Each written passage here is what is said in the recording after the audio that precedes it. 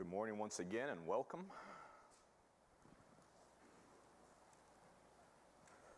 Very excited to be here, enjoying the AC. Said it before, at my house, we only turn on the AC when it's about 90. So it's only in life-threatening situations. And here, we do it for leisure. Whether we need it or not, the AC is on. God bless America. Today we have chapter 21 of Joshua allotted for us. And if you just kind of glance at it, it's the usual, a bunch of names of people and places. You're used to that by now. Only a few more chapters and we will be done.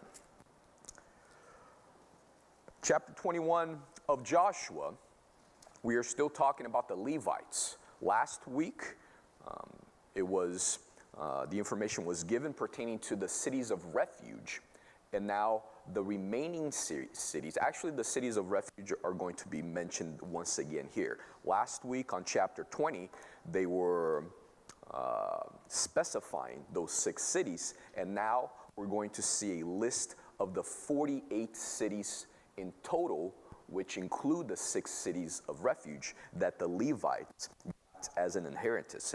And you know, it's been mentioned before, and I'll say it again, the Levites were these special tribe that they did not inherit a plot of land, but God did provide for them in the sense that they were given cities throughout, and we will make a comment pertaining to that. This chapter, aside from being very wordy, you know, with all the names and locations and things, it's kind of sectioned off. So the first 8 verses is somewhat of an outline, and then the remaining portion is mostly the names of these cities, and then the author made a comment pertaining to God's character from verse 43 to verse 45. So we'll do it in these sections. So I'll read the first 8 verses, make mention about a couple of things, then read the second portion, and then finally that concluding part in that order. And then in the end, I'll make a couple of points that hopefully they're a little bit more devotional, even though initially it's just an explanation of the text. All right, let's get started. Chapter 21 of Joshua, the first 8 verses initially. And it says here, "Then the heads of the fathers of the house of the Levites came near to Eleazar the priest, to Joshua the son of Nun, and to the heads of the fathers' houses of the tribes of the children of Israel. And they spoke to them at Shiloh in the land of Canaan, saying, The Lord commanded through Moses to give us cities to dwell in, with their common lands for our livestock. So the children of Israel gave to the Levites from their inheritance at the commandment of the Lord these cities and their common lands. Now the lot came for the families of the Kohathites and the children of Aaron, the priests, who were of the Levites, had 13 cities by lot from the tribe of Judah, from the tribe of Simeon, and from the tribe of Benjamin.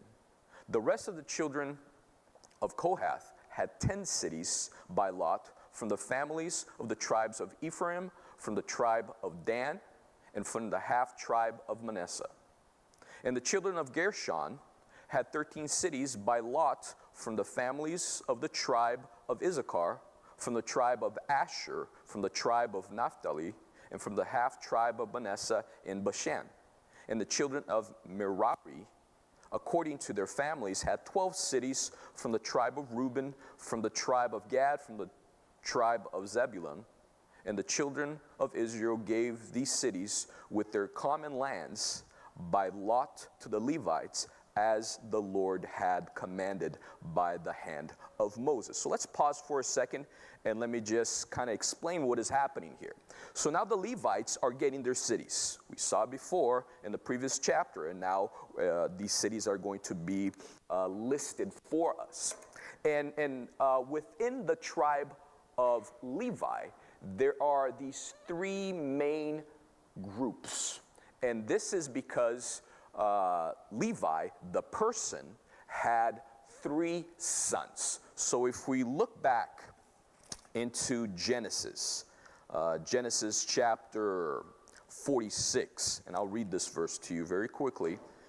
46:11, it says, the sons of Levi were Gershon, Kohath, and Merari. So again, the person, Levi, had three sons. And now, obviously, years later, and this person became this tribe, there are these three main families within the tribe of Levi. So these three main families are coming to Joshua and the other representatives, and they're saying, give us our land in these three different portions of our tribe. So every single one of those subsections, it's because those people, those families, they were claiming to be descendants from the children of Levi. The first one, the Kohathites, actually, they were subdivided because a portion of them were the actual priests, and the other portion were not priests, even though they worked for the betterment of, their society. They had, to do with things regarding eventually the temple and their spiritual duties. But again, a portion of the Kohathites were the actual priests, because Kohath, I believe, was the grandfather of Aaron. And as we've been discussing on Wednesday nights pertaining to the priests, especially the high priest, they needed to be from the family of Aaron. Even though all Levites were to work for God, only the family of Aaron were the actual priests, and obviously the high priest. So this is basically what we have here being outlined. And now from verse 9 to around verse 42, we have the actual cities being mentioned. So let's go ahead and get through this. Starting from verse 9. So they gave from the tribe of the children of Judah and from the tribe of the children of Simeon these cities which are designated by name, which were for the children of Aaron, one of the families of the Kohathites, who were the children of Levi, for the lot was theirs first. And they gave them Kirjath Arba. Arba was the father of Anak, which is Hebron, in the mountains of Judah, with the common land surrounding it. But the fields of the city and its villages they gave to Caleb the son of Jephunneh as his possession. Thus to the children of Aaron, the priests, they gave Hebron with its common land, a city of refuge for the slayer, Libnah with its common land, Jatir with its common land, Eshtemoa with its common land, Holon with its common land, Debir with its common land, Ain with its common land, Juttah with its common land, and Beth Shemesh with its common land. 9 cities from those 2 tribes, and from the tribe of Benjamin, Gibeon with its common land, Geba with its common land, Anathoth with its common land, Almon with its common land. 4 cities, all cities of the children of Aaron. The priests were 13 cities with their common lands. Just pausing for a second, the mention of common lands over and over again, it just means a suburb. So they were given the main city, but also the land surrounding it, so they would use that to care for their animals, go camping, God knows what. But again, they had this territory also surrounding the main city. Verse 20. The families of the children of Kohath, the Levites, the rest of the children of Kohath, even they had the cities of their lot from the tribe of Ephraim. For they gave them Shechem with its common land, in the mountains of Ephraim, a city of refuge for the slayer. Gazir with its common land, Kibzain with its common land, and Beth Horon with its common land, 4 cities. And from the tribe of Dan, Eltekeh with its common land, Gibeathon with its common land, Ajalon with its common land, and Gath-Rimmon with its common land, 4 cities. And from the half-tribe of Manasseh, Tanakh with its common land, and Gath-Rimmon with its common land, 2 cities. All the 10 cities with their common lands were for the rest of the families of the children of Kohath.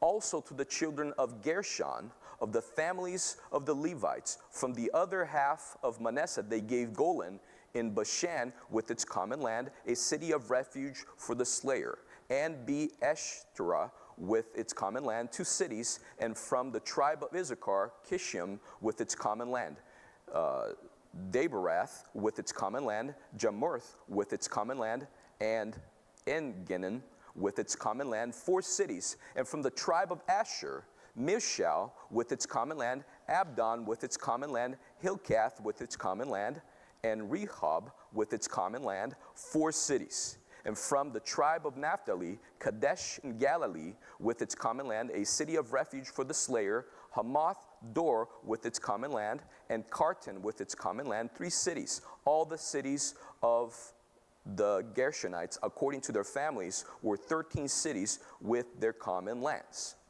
And to the families of the children of Merari, the rest of the Levites from the tribe of Zebulun, Jokneam with its common land, Karta with its common land, Dimnah with its common land, and Nahalal with its common land, 4 cities. And from the tribe of Reuben, Bazir with its common land, Jahaz with its common land, Kidimoth with its common land, and Mepath with its common land, 4 cities. And from the tribe of Gath, Ramoth in Gilead with its common land, a city of refuge for the slayer, Mahanaim with its common land, Heshbon with its common land, and Jazer with its common land, 4 cities in all. So all the cities of the children of Merari, according to their families, the rest of the families of the Levites were by their lot, 12 cities. All cities of the Levites were within the possession of the children of Israel, were 48 cities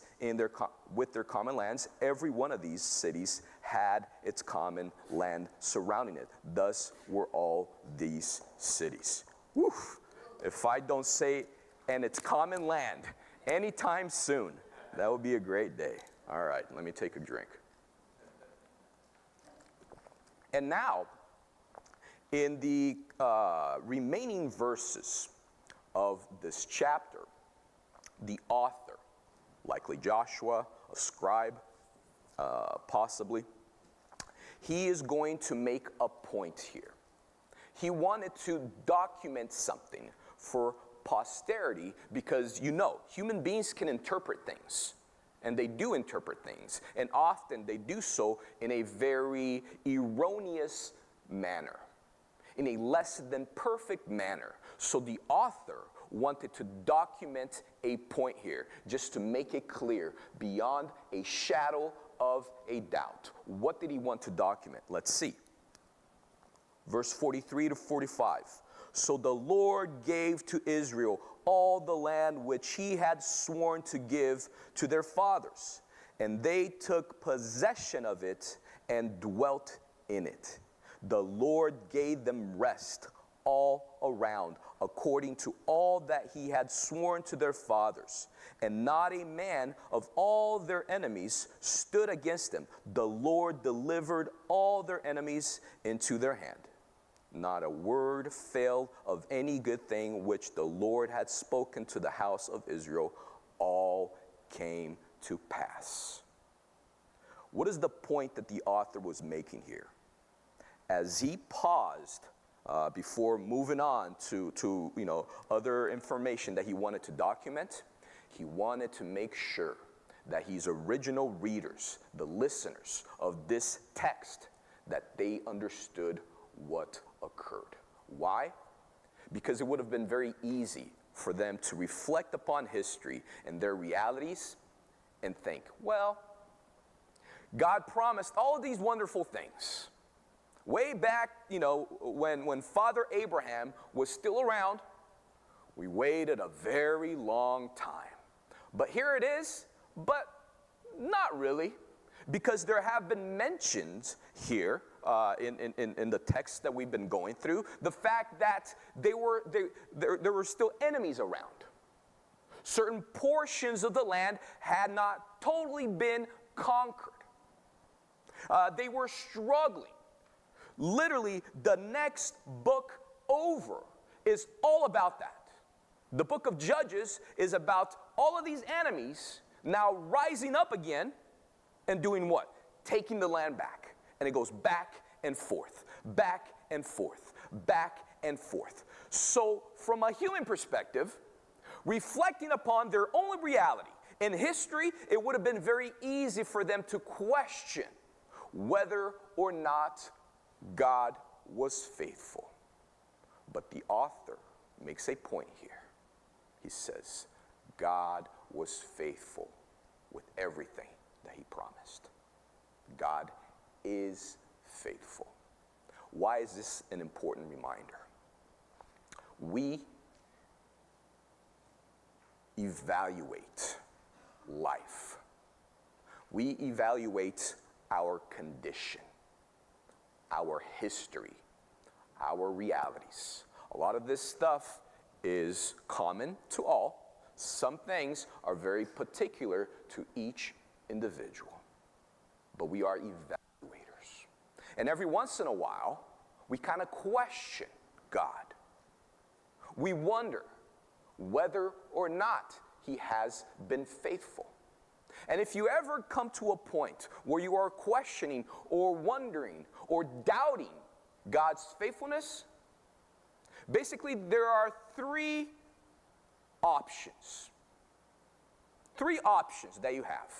Again, if you ever doubt God's faithfulness, the fact that he is faithful, the fact that he does fulfill his promises, if you ever come to a point where that is hard to swallow and you can't fully accept that, only three options you have.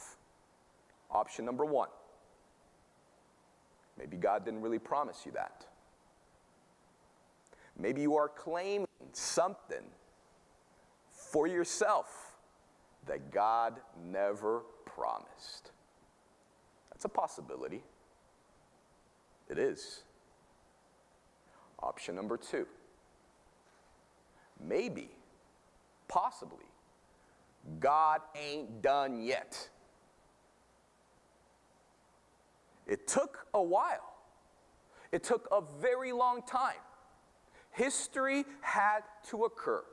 The story is unfolding. And oftentimes, we are so impatient because God's dealings is not within our concept of in time. God's timing is perfect. Whether we know this or not, whether we accept this or not. So possibly, quite possibly, he ain't finished yet.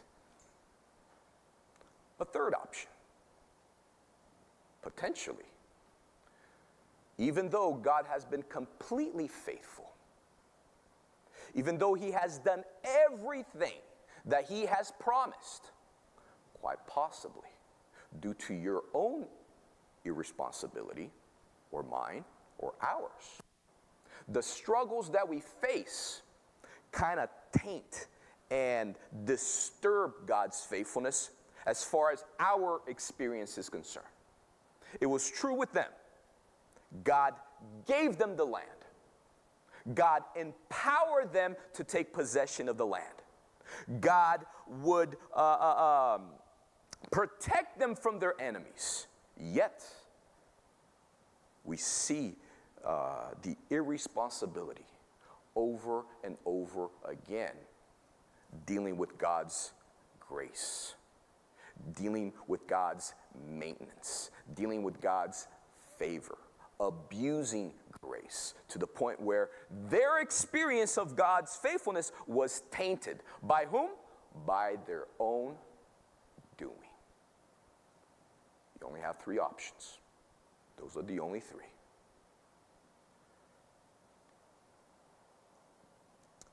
But there's obviously room for grace.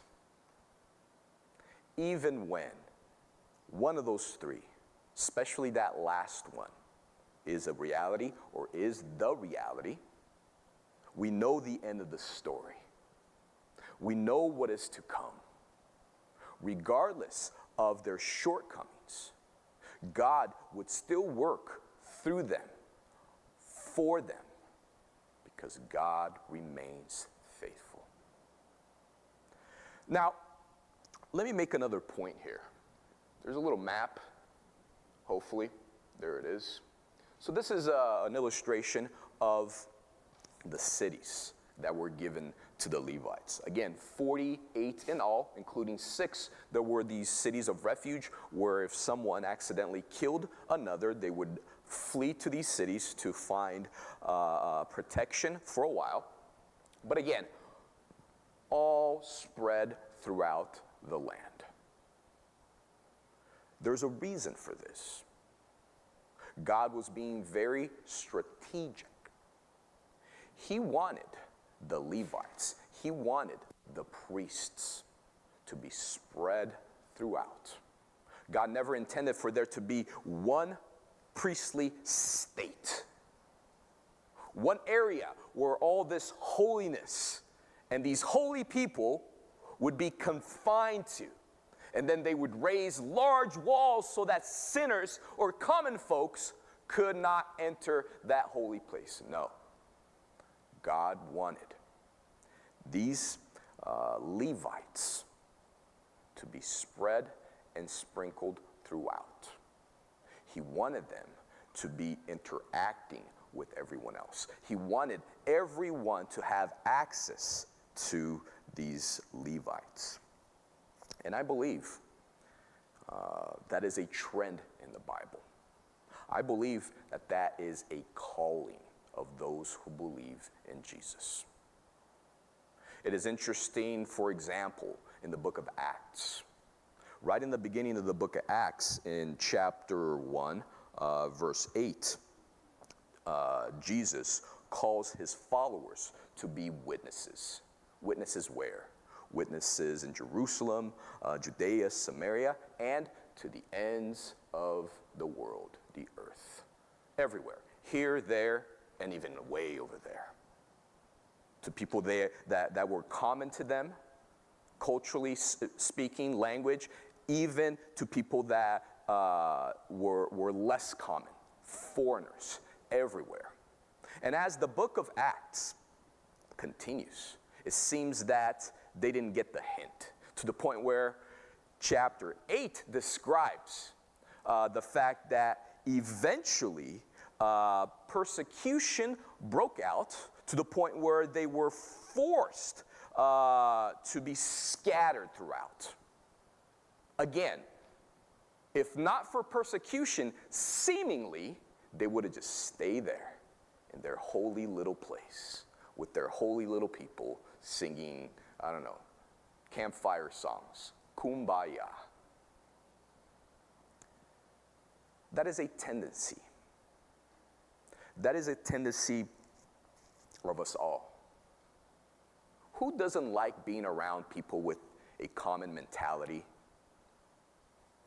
that like things that are similar, that speak a similar vocabulary? Enjoyable people, fun people, people that are agreeable to your perspectives, to your thoughts, to your worldviews. We all like to be around people who are like us. It is the human condition. We love to be surrounded by agreeable people. Yet, that is not what we are called for. I remember when I was in school, seminary school specifically, I had this professor, one of the head honchos of the school, and he used to say that seminarians, I've mentioned this before, seminarians are like manure.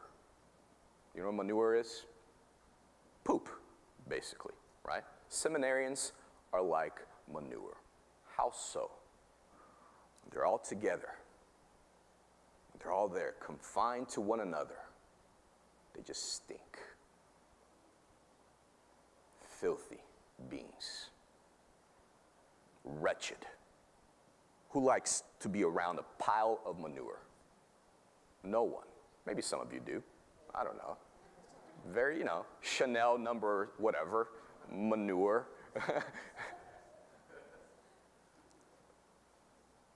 But the quote goes on. When they're together, when you're together, you are like manure. You just stink. But when you're spread around, you're a blessing. Right?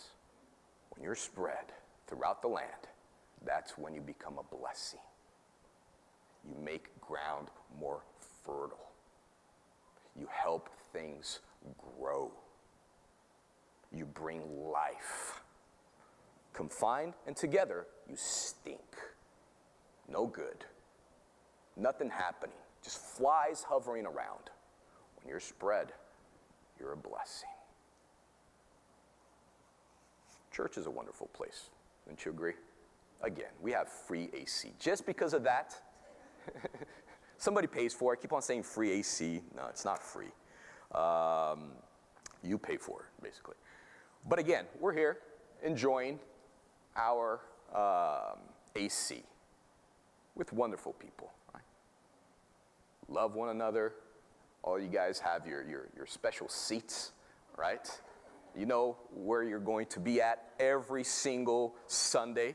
God forbid if someone comes before you and sits in your seat, right?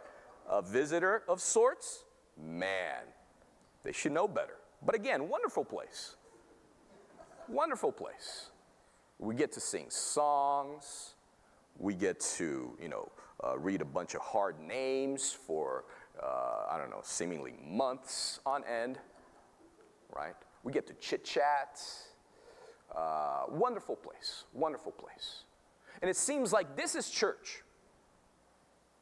It seems like this is where we are church. And in a sense, yes, but in the purest sense of the word, being church, those who are called or sent out, this is the least. This is the least church that you are. The least. Again, it doesn't mean that it's not profitable. It doesn't mean that it's not important. It doesn't mean that it's not necessary. It is profitable, it is important, it is necessary. We need to gather. We need to be around one another. We need to have communion, to lift each other up, to be supportive of one another, to be around each other. But in the purest sense of the word, this is not why you are church. If we look around this building, based on fire codes, you will see something. What do you see? In every single door, maybe not every single one of them, we're going to get fined because of that one. There's an exit sign. Do you see that? If power shuts down, those things are going to guide you outside to safety, hopefully, right? If there's a fire outside, just stay in.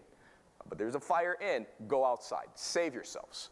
And if you can't see anything, those exit signs will guide you. Outside, you have a few other ones as well. In a way, those aren't exit signs. They are entrances. There's a point that I'm trying to make here. When you enter the church building, you are exiting the world. This is not the world. This is not the world. You know this better than I do. This is not the world. You are exiting the world for a couple hours, a few hours a week, a couple days a week, because you need rest. Again, you need to be revived. You need to be, again, with people that are loving, caring, have your perspectives, worldviews. You need a break from the world every once in a while. So you exit the world. And you do so for a few hours, a few days. But when you cross those doors, you're not exiting. You are entering back into the world where you belong. Where the church finds its meaning and its purpose in the most complete sense and way. We are meant to be sprinkled around people that don't have much in common with us. First and foremost, our beliefs, our demeanors, our ethics, our ideas and our ideals, how we live our lives. We are meant to be surrounded by those who don't share many, if not all of those things. Strategically speaking, that is, was, and continues to be God's intention for his church. Whether we're talking about place of employment, work, surrounded by those people with, foul languages, talk about fantasy football all the time. Oh, we get this here too. A little bit of the world inside. All of these worldly views, we are meant to be surrounded by those people. At schools, the youth know this. Especially when you go to college, then you really get bombarded. You're meant to be there. Sometimes it's even within our families. Many of us experience that, where we take a break while here, but we go back to our families, our loved ones, who, again, may not share any of those things or many of those things. That is our purpose. We were never meant to be confined to a small little holy place, enjoying our experiences, enjoying one another for an extended period of time. We'll get there in heaven, but this side of heaven, this is just a break. You're just catching your breath